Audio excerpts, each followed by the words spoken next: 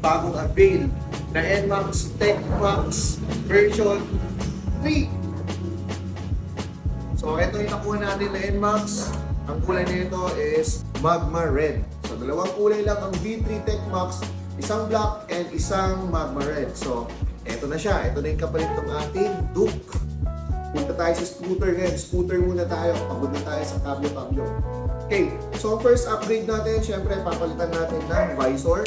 Meron tayong mga minor upgrades, pero sa ano natin papakita pag dinala natin siya. Iisa lang po ang susi na galing sa Yamaha. So nag-avail tayo kay Sir Mel ng extra susi. So shout out kay Sir Mel. Ito ang ating stock remote key. So ito yung nakuha natin kay Sir Mel, extra remote key. Walang binibigay ang Yamaha na dalawa. So nag-avail tayo ng isang remote key.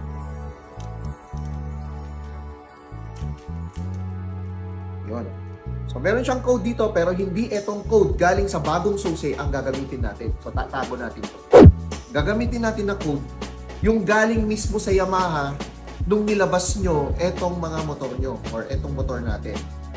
So itong code ang gagamitin natin galing dun sa Yamaha nung nilabas yung motor. So ilalayo natin to. Tanggalin natin itong code. Code na nandito na is yung original code ng original susi. So, ito yung duplicate. So, unang gagawin natin, ipapress natin to ng 7 seconds. Aabangan natin kung may blink ng ilaw dito. 1. Stop. Another press. 2. Another press.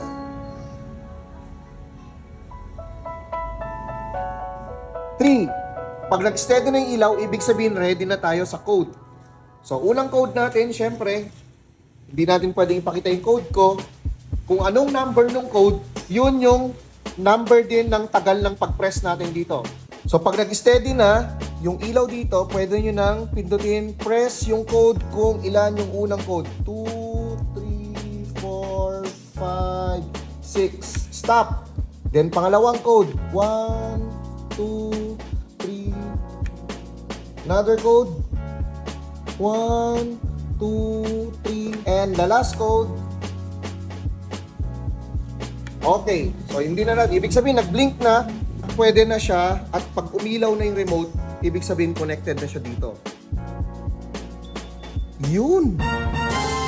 Extra key na tayo.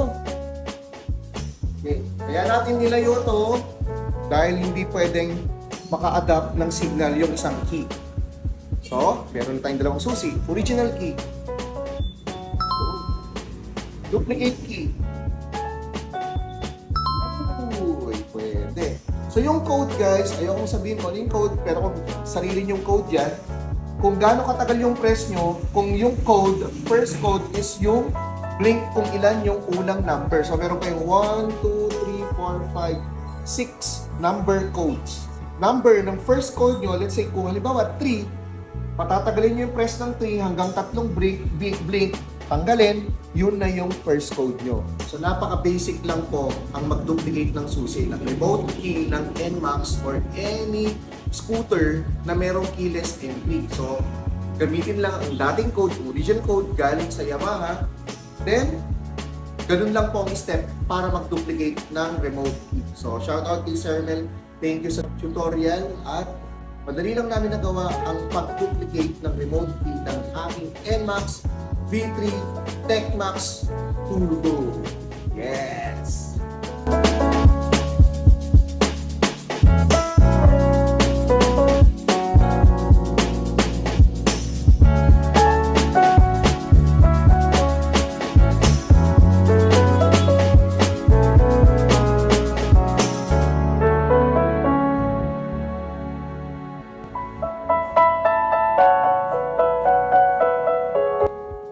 Shoutout sa mekaniko natin, si Ryan. Sira ba yan?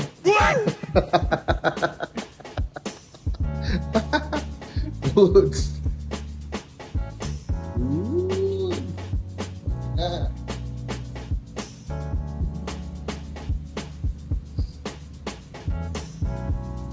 So So next upgrade natin, magpapalit tayo ng pipe.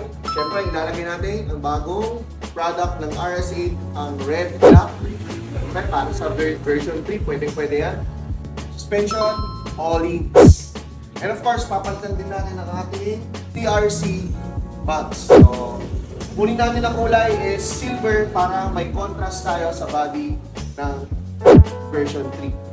So, lalagyan na rin natin to ng mini driving light. Lalagyan natin dito yung nakatago lang para hindi obvious na meron tayong mini driving light. Para at least mas clean look, stock look pa rin itong ating magiging V3 TechMax NMAX Turbo. Yes.